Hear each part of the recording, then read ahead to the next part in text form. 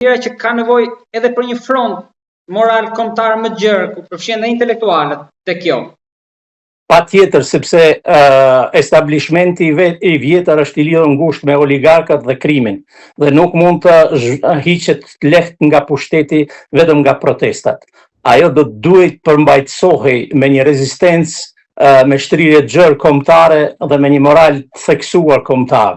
Dhe në këtë drejtim pres më shumë angazhim të inteligjencës shqiptare brenda në Shqipëri.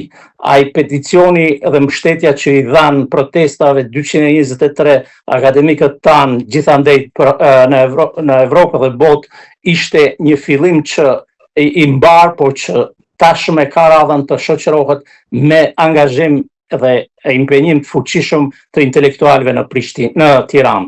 Nuk mund të ketë ndryshim pa një strukturim të plot të protestës dhe kthim të saj në fuqi morale dhe politike.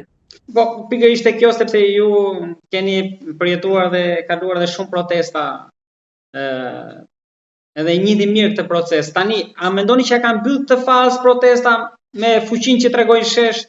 Tani duhet bëj hapin e dytë, pra të dalë një timonier atje, të marrë përgjegjësinë për ta udhëhequr turmën, për ta futur në institucione, për ta vazhduar betejën brenda.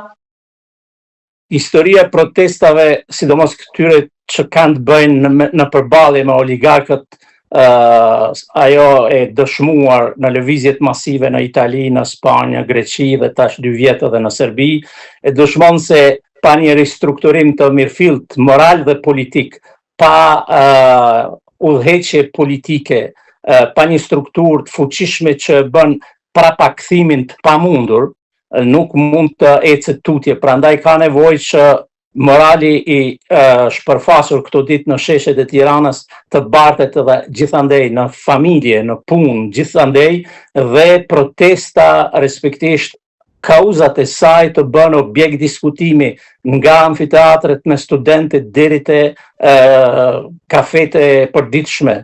Tek atëherë mund të thuhet se është arritur, është maturuar situata që të ecet tutje me hapa politik. Ky revolucion është paqësor, i tillë duhet të mbetet. Ndryshimi dhe dërgimi në pension politik i establishmentit vjetër duhet ndodhë me mjete paqësore. Po, Perëndimi mendoni që do zgjedh qytetarët protestën, sheshin apo stabilokracinë në fund për të mbajtur gjërat në të ekuilibër që atyre ju intereson? Ajo është çështje ekskluzivisht e shqiptarëve dhe duhet ta zgjidhin vetë shqiptarët. Kauza për ndërtimin e shtetit komb është kauzë imediate historike e shqiptarëve, e qytetarëve shqiptarë. Ata tashmë e dinë se do të kenë mbështetje nga Perëndimi, për aq sa ata do të tregohen, do të dëshmohen si të vendosur për të ndërtuar demokraci, të mirëfillt shtet ligjor dhe drejtësi sociale. Ngjashëm siç i kanë jetuar dhe jetojnë në shtetet ndryshme ku janë duke jetuar. Profesor, diçka të fundit kam tek pjesa e shtet kombit për pjesën e protestave. Kush është, mendoni, reaksioni i parë zinxhiri që do vi edhe në trevat tona nëse në Tiranë do ndryshoj diçka? Shqipëria ka një rast historik që të rikthehet në Piemont të shqiptarisë. Tirana duhet të jetë kryeqendra e shqiptarisë. Këto protesta po japin dëshmi se mund ta rimarrë sërish atë rol. Dhe efekti do të jetë pozitiv, gjithsesi zinxhiror pozitiv, edhe në Kosovë, edhe në Maqedoni. Dhe prandaj fitoria e këtyre protestave është imediate për gjithë hapësirën shqiptare, për gjithë kombin. Do ta mbyllim me situatën në Kosovë. Në Tiranë kërkohet nga një pjesë e protestuesve një Albin Kurti, i dytë këtu, por si ka punët Albin Kurti tani atje? Do t'i ketë mirë punë kur do të jetë puna mirë edhe në Tiranë.